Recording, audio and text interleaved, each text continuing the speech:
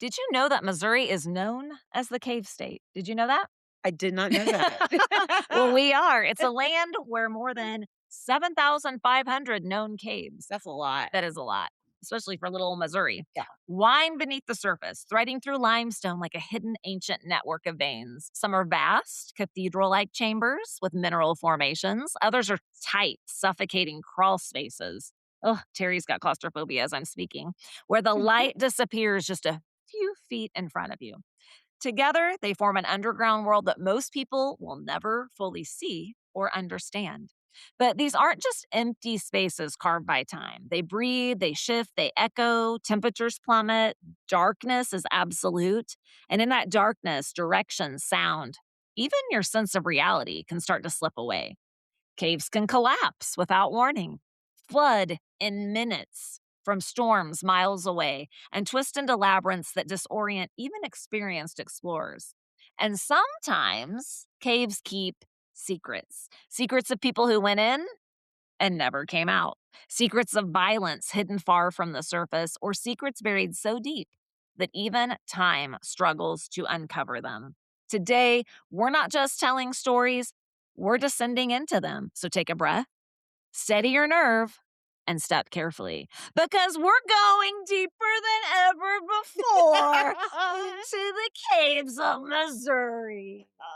I love caves. Megan loves caves. I do. I And love caves. what's the name of the particular cave But by I Springfield that you never been. wanted? We drove to Springfield and I shot you down. You said, I want to go to that cave. And I said, no. I think we're going to talk about it a little later in here, Oh, we are? Okay. but fantastic caverns. That's it. The ride through cave. You need to go there. For those of you from Missouri, fantastic caverns, literally from one side of the state to the other, have billboards. My whole life, I've driven past these billboards They going. look like they're having so much much fun in fun. them. Go. You don't even have to walk. I've even I believe me, know, I've pitched this to my family. You don't even have to walk. It's a ride through cave. And they say no. And no one wants to do it with me. We've driven by the entrance. Literally, it's a mile that way. Please drop me off. You guys go to dinner. I'll go by myself. I cannot get to this cave. You cannot. But that's okay. I've been to other caves and eventually I will go to that cave. I just know I will. And when I do, you guys, I just know I'll tell you will. all about it. You guys, this is Missouri Mayhem, Mystery and Murder, and I'm Megan. And I'm Mindy. Thanks so much for being here with us today. We truly mean that. We really do. Lately, we've seen listeners joining us from all over. We finally have our first listeners in Canada, Alaska, and Hawaii. Nice. We also have listeners from Australia, What? Germany, Hmm. and Jamaica. What about Dubai? Are they still listening? Occasionally. Aw. Dubai. Come back, Dubai. We don't know who you are, but come back. All right. So if you've been enjoying the show, we do have a small favor to ask. Just take a few seconds, leave us a rating and review. It would make a big difference. And it helps us help people find our show and allows us to keep telling these interesting stories. Yes. And most importantly, it helps to continue honoring victims and their families. That's right. So thank you for being here, for listening, and for being part of our Mayhem community. So let's talk about caves. And we're going to have a little bit of mystery. We are going to have some mayhem. And hopefully you'll learn something along the way. Okay? Yeah. Do you know what number Missouri ranks in caves? Like as in like The in the most in the caves. United States. Number Like one. you're close. Two. Yes. Number two? Yes. Who's number one? Tennessee, I believe. They have the most caves? Yes. And what caves have you been in personally? The only cave I ever went into was in Jamaica. And I Oh, snorkeled in a what? cave. It was like a C note little roundabout type. Like you would go in the cave and and then you'd swim come back around. out. Like one entrance takes you in and then out. Yes, Yeah, exactly. I think some of those are called cenotes.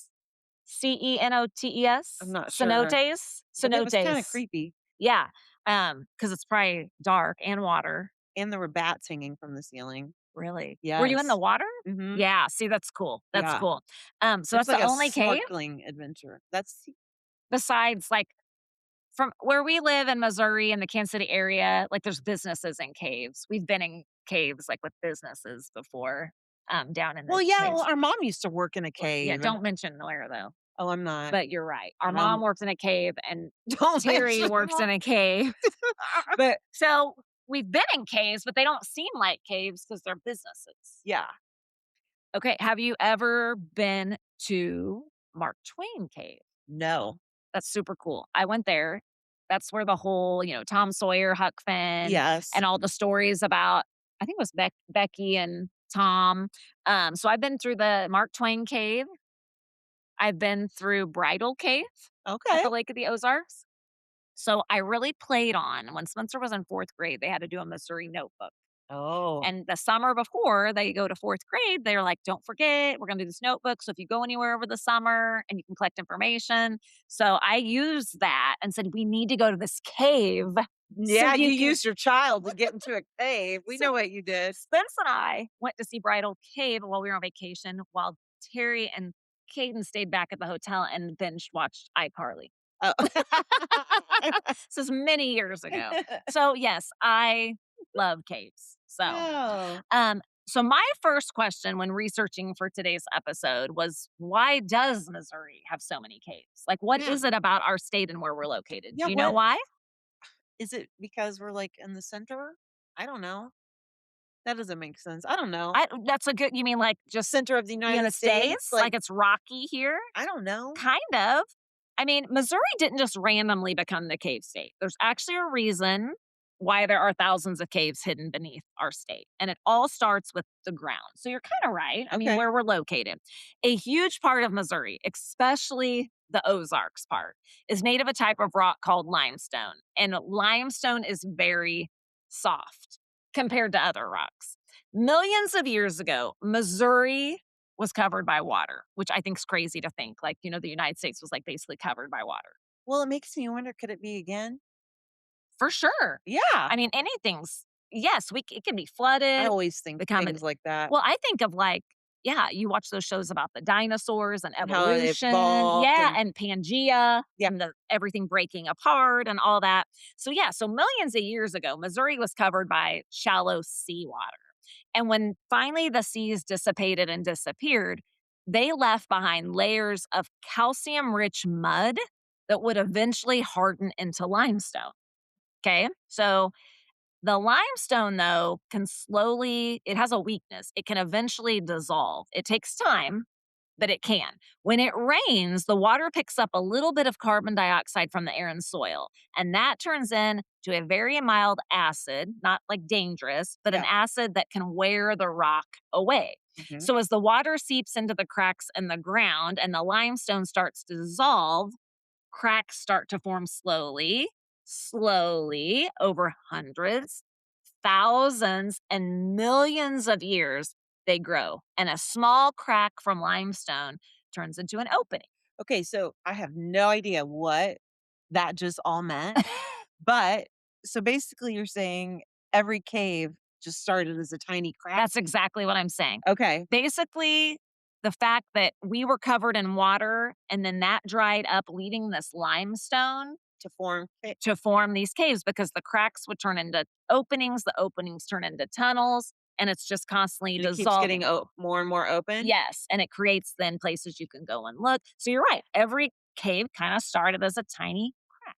Yeah, I mean, okay. I'm definitely not Bill Nye the Science Guy, but that's kind of You did a interesting. very good job explaining it. It gets even more interesting because at one point, many of these caves were then filled up with water from the lakes Yeah, or flooding. yeah, And then over time, the land in Missouri then started to lift up yeah, because these caves would fill with water. And it was almost like buoyancy, pushing it up. pushing it up.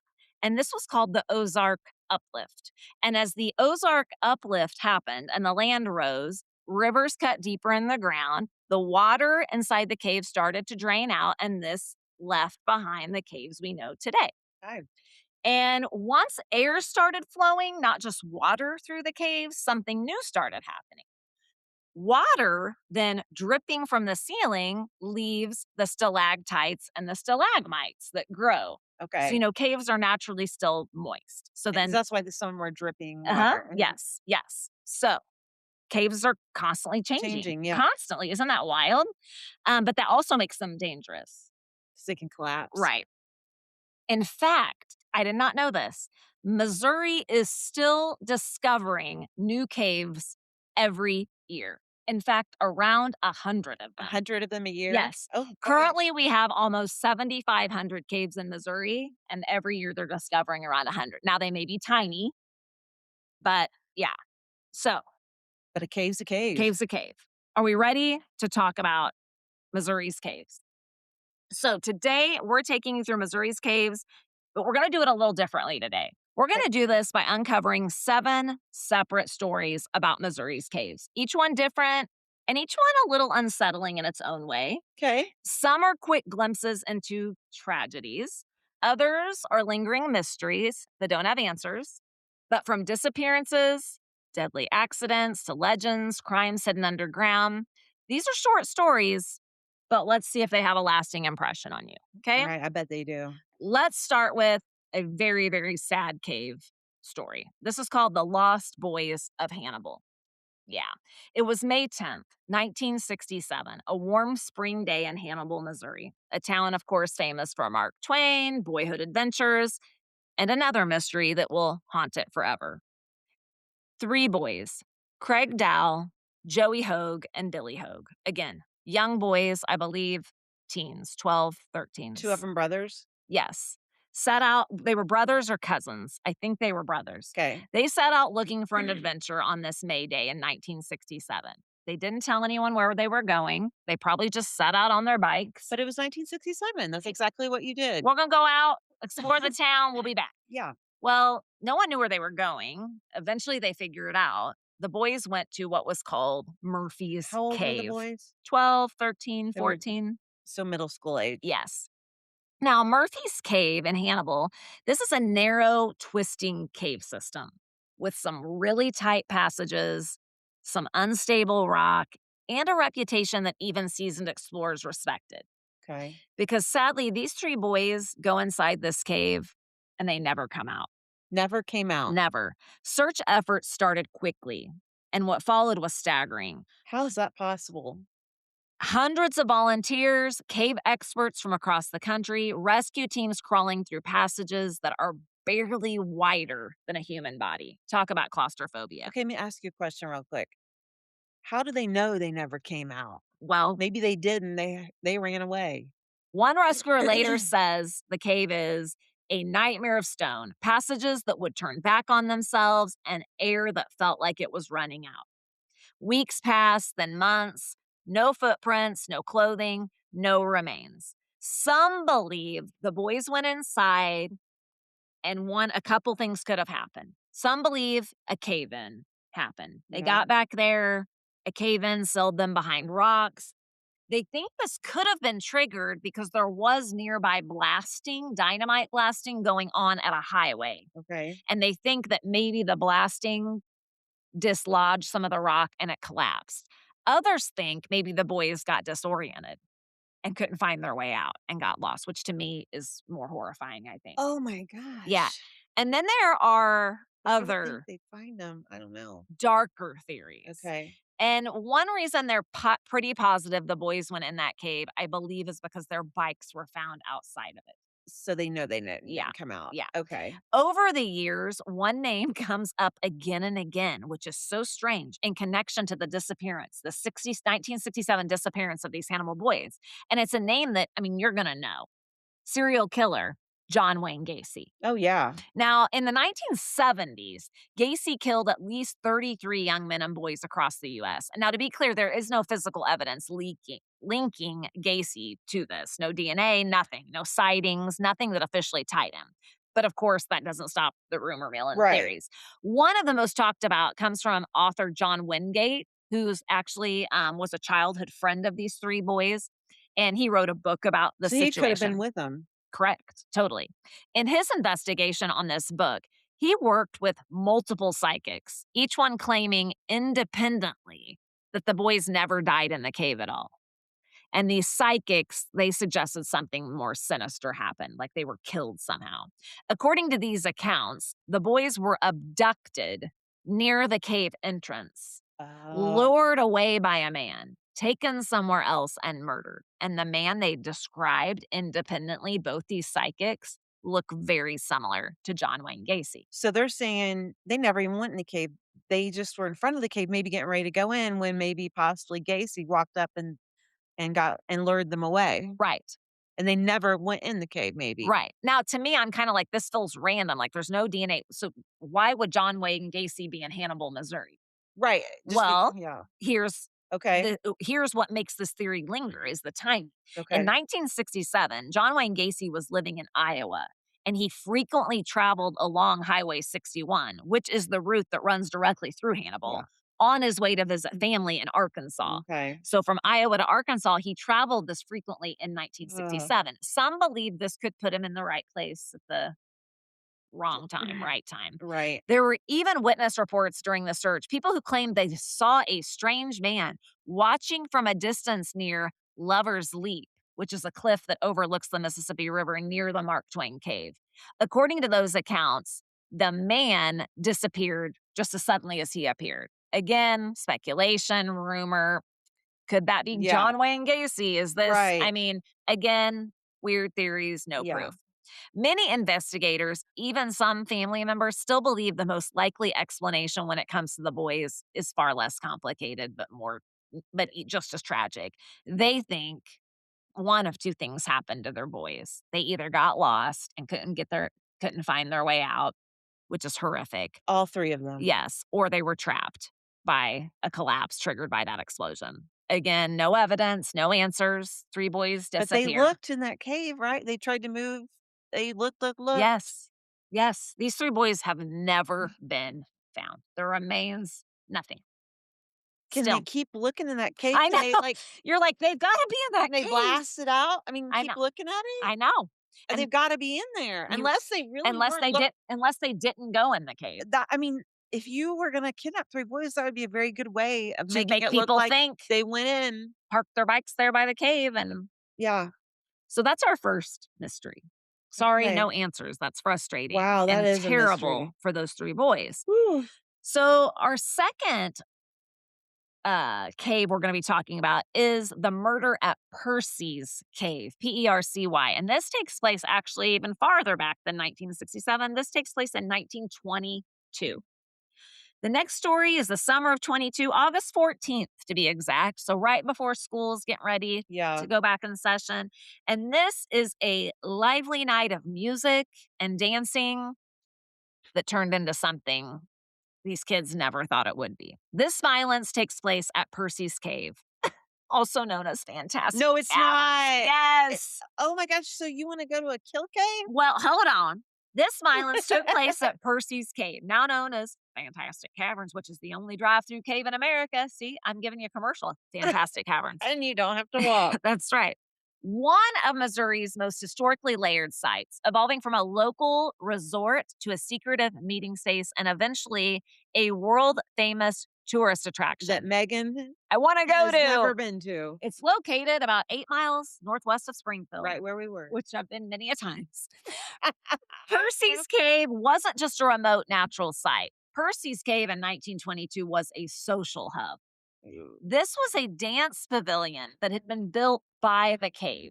So they didn't even go in the cave for all counts and purposes. They partied right outside The the cave. cave. Yeah. They would draw crowds under this dance pavilion. They'd have music. They'd bring DJs or bands and they'd laugh and dance all night. Well, in 1922, on this evening in August, something bad happened, really bad. And at the center of it all are 2 men by the names of George Ahrens and George's brother-in-law, Ernest Cameron. Their relationship had been strained for some time. So George and Ernest are getting ready to come cuff to cuff, head to At head. this party? At this Percy's Cave party in August of 1922. So their relationship has been strained for a while, largely due to ongoing domestic violence and domestic disputes between Ernest Cameron and his wife, who was George Allred's sister. He was fucking with the Yes. messing with the wrong Mom's guy, gonna be yeah. mad at you. So George is basically taking up for his sister. Yes. So we've got arguments, resentment, and family loyalty. And so we've got a So this has bad. just been building and building. Yes, this is not random. This has kind of been coming. That night, after the dances ended and the tension we thought might, if there's any tension through the night, nope, the tension comes to a head. Near the parking area, outside of the cave, in front of multiple witnesses, including Cameron's wife, George's sister. The two men confront each other. And what starts as a heated argument escalates in seconds, and all of a sudden, the witnesses hear gunshots. George Ahrens pulls out a weapon and fires 3 times at Ernest Cameron, who collapsed, fatally wounded, and the chaos of the evening just goes crazy. We're in front of everyone, undeniable. People see George shoot Ernest. I mean, there's no question. George Ahrens is arrested, tried, and convicted of second-degree murder, and he is sentenced to 25 years in prison Okay. for killing Ernest Cameron. But this is not where the story ends. In a twist that shocked many, the conviction of George is overturned by the Missouri What? Supreme Court. Why? Listen to this. What? Listen to this. Key testimony from Cameron's wife, the very The person. guy that got shot. Yes, Ernest Cameron's wife, George's sister, the person who witnessed all this. Her testimony was ruled to be based on uninformed opinion. She was considered irrational and unreliable, and it was considered basically not admissible. So in basically court. just the way she said it? Yes, basically they were saying she was out of control woman who wasn't reliable. But the whole town saw it happen. And her husband was just killed in front of her by her brother. And she's just saying Shouldn't you she did be, and it. shouldn't she be a little upset about that? But no, she's It reminds me of when irrational and unreliable. Yeah. How more reliable do you fucking want me to get? I was standing right there. an uninformed opinion. I'm right there. Uninformed. And she wasn't the only witness. She was not the No. only witness. Yeah. So without this testimony, the case unraveled. George was eventually paroled in 1930 after serving 4 years of his 25-year sentence. Public killing, courtroom reversal, and a family tragedy that left more questions than closure. So, That poor lady. yeah. Now, I don't know if there's any, things showing where this happened at Fantastic Caverns. Ooh, this So is if where I it get to go happened. someday, people, I'll let you know. She's never going. Never. Okay, so that was chapter 2. Okay. All right, on to Merrimack Caverns. Outlaw or urban legend? Let's descend into one of Missouri's most famous cave systems ever, Merrimack Caverns. Have you heard of Merrimack Caverns? Yes, I have. Yes. Now, often called Missouri's buried treasure, Merrimack Caverns is a place that blends real geology, Civil War history, and outlaw legend, and some of the most creative marketing ever attached to a natural landmark. And it all starts, like most Missouri cave stories, long before legends. So Merrimack Caverns is located near Sullivan, Missouri. And this, of course, like most caves, didn't form in a lifetime or even in human history. This cave stretches roughly 4.6 miles underground and started forming just about 400 million years ago. That's all? Isn't that wild? 400 million Before, and it's 4.6 miles long? yes, underground. Now, back then, this entire region near the Merrimack Caverns, Sullivan, Missouri, again, Ozark area, was covered in water. And over time, the water dissolved in the limestone, layers of limestone, and it created, again, this crazy, massive chambers and winding passages. And long before it became a tourist attraction, it was just nature's. It Yeah. belonged to nature. Well, if it belonged to nature, then it probably originally belonged to most of the Native Americans who lived here long before we should have been here. And they lived in those caves. For sure. That would be ultimate shelter. Native American groups used the Merrimack Cave and other cave systems for shelter long before we arrived here Yeah. or the Europeans did. Yeah. Many artifacts have been discovered in these caves, which I think are fascinating. Yes. And in 1722, French explorer Philippe Renault was one of the first recorded Europeans to step inside it. But it was there for millions of years. Again, Wow. it's already ancient in 1722. Right. Yeah. 400 million years. Now, by the 1800s, Merrimack Cave took a much darker role. It became a major source of saltpeter. Do you know what that What? is? No, me either. Well, I'm not sure. saltpeter sounds like it could be something nasty, but it's not. It's actually potassium nitrate, which is a key It's ingredient saltpeter. in gunpowder. So during the American Civil War, Union forces used parts of this cave, as a hidden gunpowder operation. But that didn't last. Confederate guerrilla fighters, local legends say even young Jesse James and his brother Frank were among these people involved who discovered the saltpeter gunpowder operation Oh. in the Merrimack Cavern, and they destroyed it. Explosions rocked the cave, turning this natural wonder into a site of wartime So sabotage. you can no longer go in there? Get your saltpeter? Get your saltpeter. No, you can go in there, but it doesn't look like it did back then. And Aw. although, yeah, basically the Union had found out they could use the saltpeter for their gunpowder, and the Confederates said, yeah, that's not happening. And they Yeah. basically blew it up. Well, Okay. fast forward to the 1870s, and this cave gains its most famous story. According to local lore, Jesse James and his outlaw gang used Merrimack Caverns as a hideout Yeah, after train and bank robberies. totally. I mean, what a great place to hide out. But it's pretty obvious. True. You're gonna find if In you a get cave. caught in a cave, where are you You're gonna go? screwed. Yeah. Yeah. Now, one story claims lawmen once surrounded the main entrance of the cave, waiting for the Jesse James gang to come out, Gosh. but they didn't, which means the outlaws must have known a secret exit, an underground stream leading to a hidden back exit. Oh, boy. Kind of reminds me of you didn't watch Game of Thrones, did you? No. Yeah, there's a Game of Thrones secret exit out at King's Landing. Oh. So while the posse waited outside, Posse. the gang slipped away. No confrontation, no capture, just They were like, "Where disappearance. the hell did they Where'd go?" they go? Then they found it, and we're like, "There they They're like, went." they slipped out the back door. So from the 1870s and the Jesse James gang, let's fast forward to 1933. A man named Lester Dill bought the cave when it was still known as Saltpeter Cave. And he didn't just preserve it. Lester said, I am going to transform this baby. Lester became a master. He started the roadside marketing, all the fantastic cavern signs Yeah. along the highway. Oh, he did that? We have Lester Dill to thank for that. He was a master of roadside marketing, and as Route 66 traffic started to explode, he turned the cave into a destination. Oh, He said, "Come see my rock walls." He placed promotional signs on passing cars. He painted advertisements on barn roofs in dozens of states, and he created what he called the greatest show under the earth. He made a light and sound display inside the cave in one of the 70-foot high chambers. And they said people went crazy for it.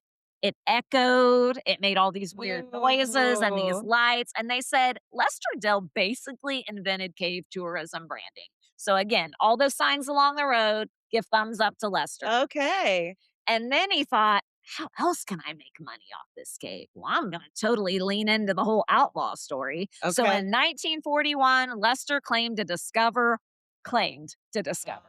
rusted guns and an Oh, old no. chest deep within the cave in a previously unexplored section. And he said this must be evidence that Jesse James was here, cementing the cave's reputation as his legendary hideout. Was it true? Huh. Not true?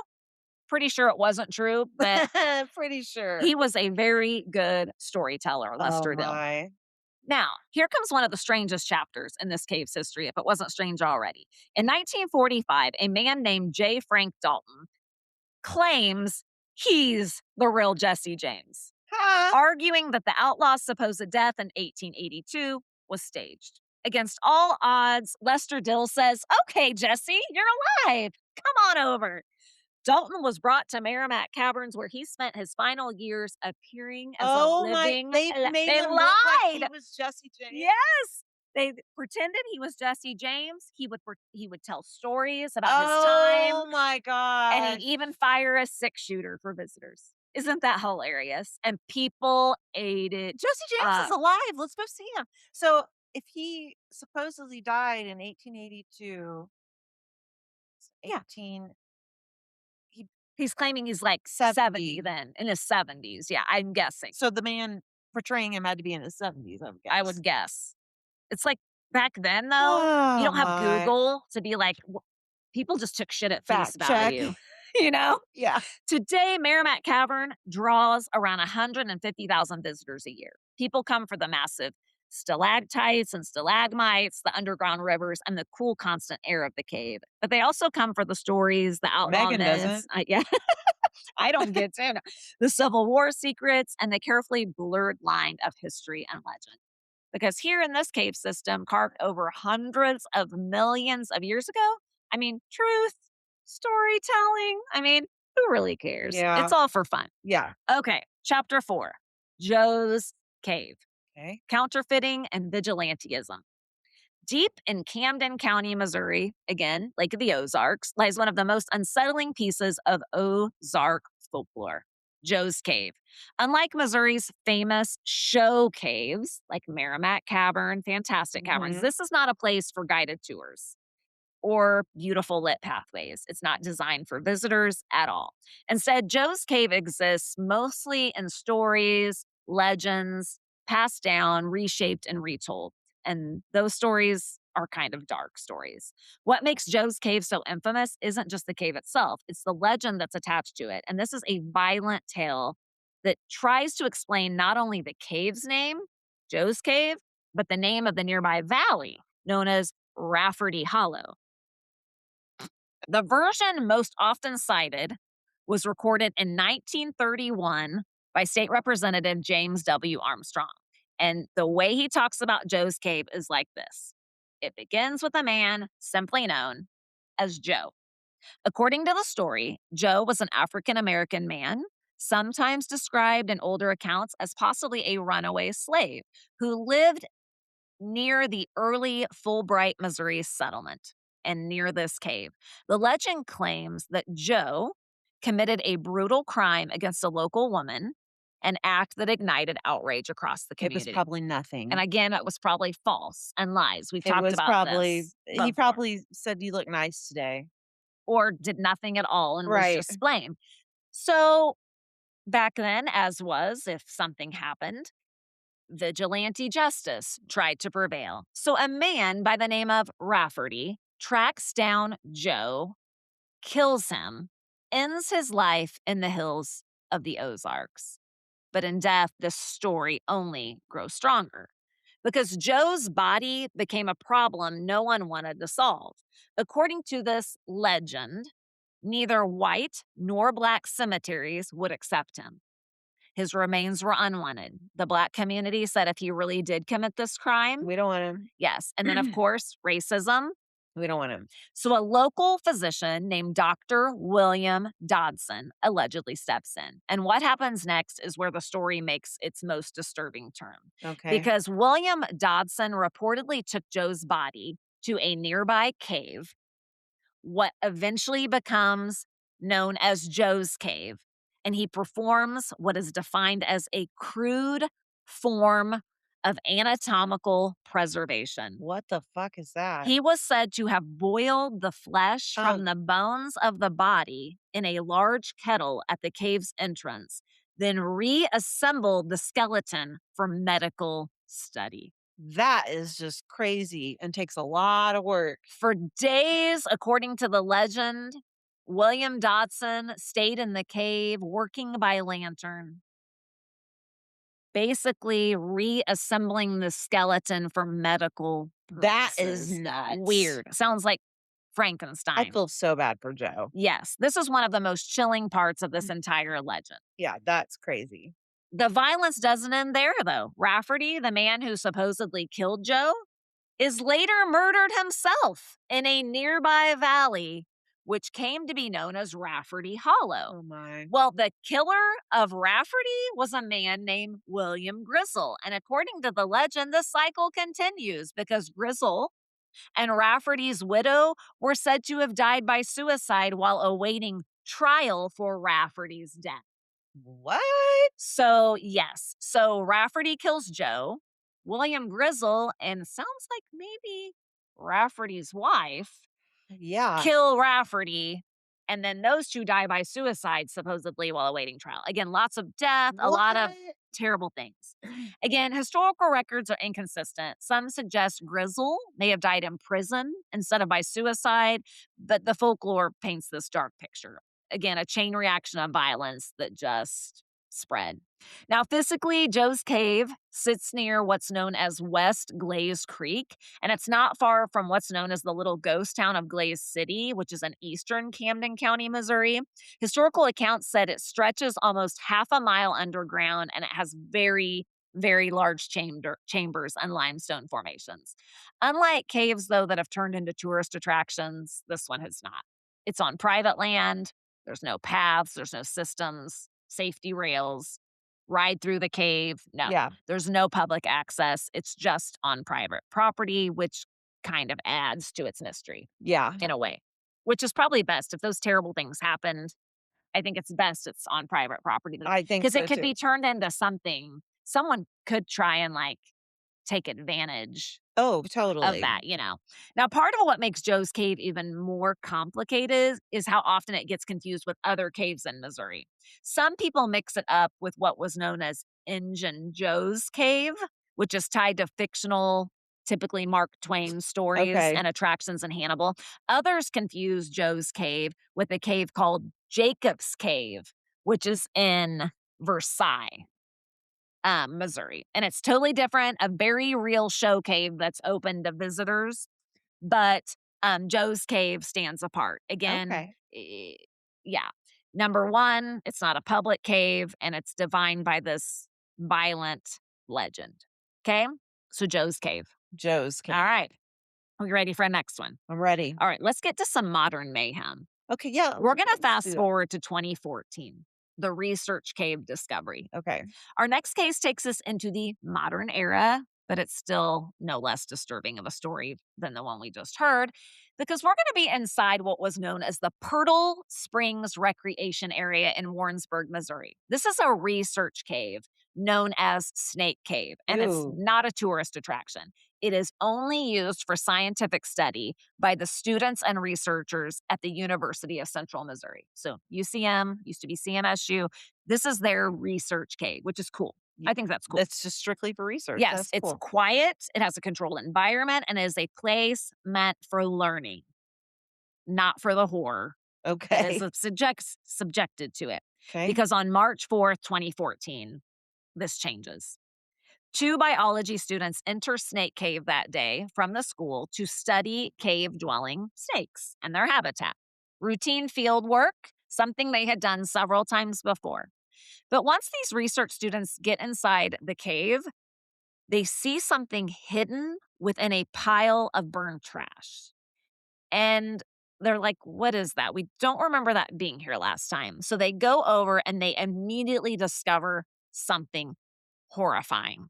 They end up seeing the partially burned remains of a newborn baby. Oh my gosh. The students had actually reported something unusual weeks before.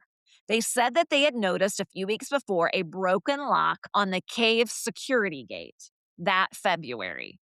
This is March. It suggested someone had already been inside this restricted area before And gave birth. the baby's body was found. But Or they nothing, just gave birth somewhere else and took the baby in there. we're going to find out. I know. I'm sorry. I jumped. No, I know it's hard. I It's know it is. nothing could have Ah. prepared, of course, these students for what they found. And as investigators began piecing together what happened in there, this timeline emerges that's very tragic and unsettling. Authorities determined that this poor baby had been born alive in January of 2014. Again, this is March. And they believe this baby had been born alive in January of 2014 inside a bathroom at a workplace in Missouri. Wow. The mother was later identified as Latasha Wilson.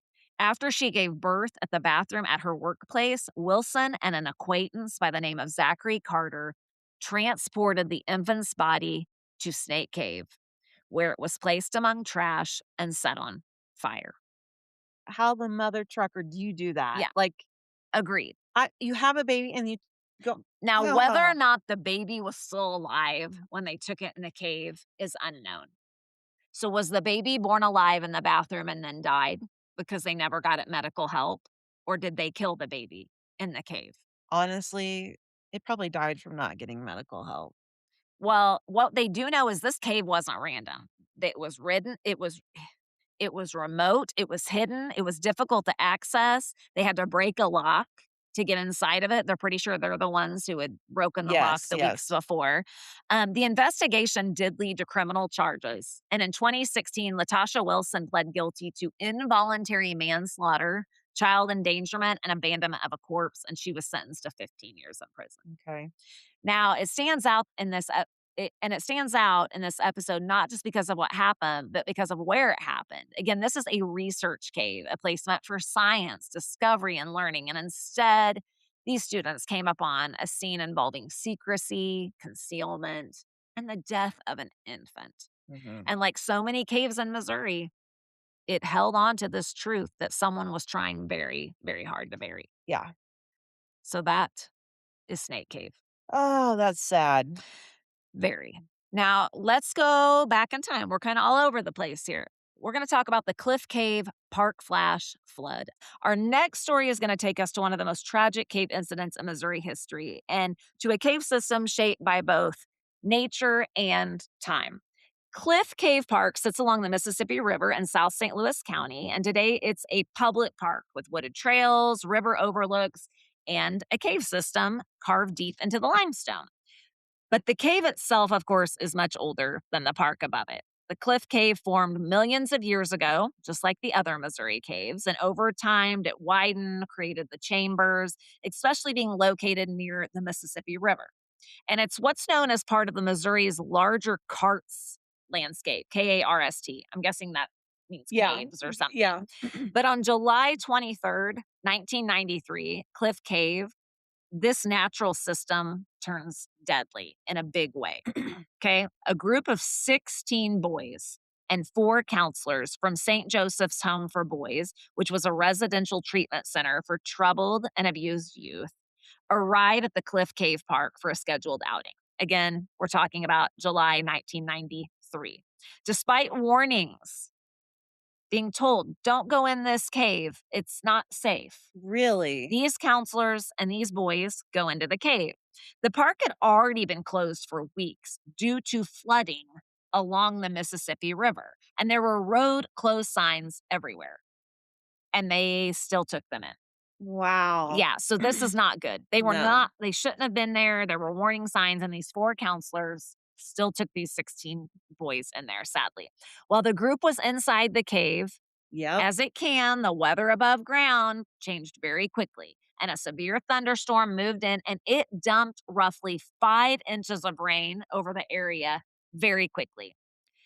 Most people on the surface, this is just another Midwest storm, but underground, shit's getting real quick for these boys. Rainwater is rushing through sinkholes and fractures in This the is a cave. This nightmare. is a nightmare. And the water is funneling directly into the passages where they're exploring. I mean, this is a nightmare. Within minutes, water is surging through this cave system, 4 to 5 feet high along the wall, ripping through these corridors. I mean, no warning. I mean, out of nowhere. And the water doesn't rise. It's like And there's nowhere to there's go. nowhere to go. Nowhere to go. Most of the group, though, did manage to get out, but there were 7 people still trapped inside. So we had 16 boys, 4 counselors go in. 7 are still trapped inside that could not get out before it filled up. 4 victims. This is so sad. They're so young. Emmett Terry, who was 9, Terrell Battle, 10, Melvin Bell, 10, and a counselor, Darnell Redmond, who was 31, were later found near the cave's entrance, tangled together. Like, they almost made it out. Yes, by the force of the flood. Wow. 2 more victims, counselor Jennifer Method, age 21, and 12-year-old Terrell Vincent, were also recovered during the search. The water had moved so violently through the cave that survival had become almost impossible for those left inside. They just drowned. They drowned or hit their head. Yeah. You know, the water rushing. But there was one survivor.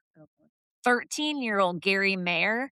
When the flood started, Mayer somehow said he managed to pull himself up onto a very small rock ledge, roughly 1,000 feet inside the cave. And he waited there. He said for 18 hours, Gary remained in total darkness as the flood waters were raging below him. He later recalls hearing and seeing the aftermath unfold beneath him. Oh, He no. said body and debris moving through the water could be seen while he was just out of reach He and was couldn't just help them. couldn't do it. It was just going He past said, him. I could not do anything. When rescuers finally find him the next morning, he was suffering from hypothermia and a little bit of head trauma, but he's alive. That is crazy. Isn't that wild? Just surviving that long in the Oh, by darkness yourself and knowing, that you might die. yeah, you're still not like, how And the long is this gonna last? oh, Yeah. Now, this tragedy, as you might hope, led to a major investigation into the St. Joseph's Home for Boys. Because, I mean, that was a bad call, yeah. obviously, on their point, with questions being raised about their decision making and access to a known flood prone cave system during bad weather or potential bad weather. Now, criminal charges were ultimately not pursued. I think they would be today, Mhm. for sure. Yeah. The incident, though, did change how Cliff Cave Park was managed. Stricter safety measures were introduced, including the installation of a heavy iron gate to prevent unauthorized Yeah, entry you into the will cave. die if Yeah, it rains and you go in and here. you're in here. Yeah. Cliff Cave, again, began the same way many Missouri caves did, slowly, quietly. But on July in 1993, water didn't just shape that cave, it filled it. And that's something you need to know. If you're an explorer like that, and like, you got to be careful, excuse me, because caves can be very You gotta know what the dangerous. weather's gonna be. Yes. And yeah, and just from it being flooded quickly to getting lost in the dark to, I mean, all of that. I don't want any part of it. See, and I love caves, but I want it to be That's gonna happen, you Megan. Fantastic I Cameron. want it to be lit. I need a tour guide. I need to know there's an exit. Yes. Okay. Episode on caves. What do you think about That that? was a really good one, and I and mean, isn't that crazy? I just think we need to get you to Fantastic Caverns. Yes. Before we wrap up, would you mind saying a quick prayer for all the victims and families that we discussed in today's episode? Yes. Dear Heavenly Father, Lord, we just want to come to you today and bring to you all of the victims and their family, their friends, anybody who's involved. We also ask that you help tie up any loose ends regarding these caves and what's going on. And um, but Lord, thank you for our state of Missouri and the things you've put in it and the adventures we can have with caves and things like that. Thank you for that. And just protect people as they adventure and go through them. In Jesus' name we pray. Amen. Amen. Well, if we haven't learned anything about caves today, we've learned a few things. Caves are quiet, still, timeless, but they're not empty. They hold echoes, footsteps, voices, and sometimes moments that have changed people's lives forever. From the vanished boys of Hannibal to the rushing waters of Cliff Cave Park, Missouri's underground world reminds us of one thing. Some places don't just hide secrets, they keep them. We appreciate you listening today, you guys. This has been another Missouri Mayhem episode. I'm Megan. And I'm Mindy. Don't forget, stay safe, stay kind, and stay curious. And if you enjoyed today's episode, please give us a quick follow, a rate, and review because Missouri, you bring the mystery. We'll bring the mayhem. Peace out.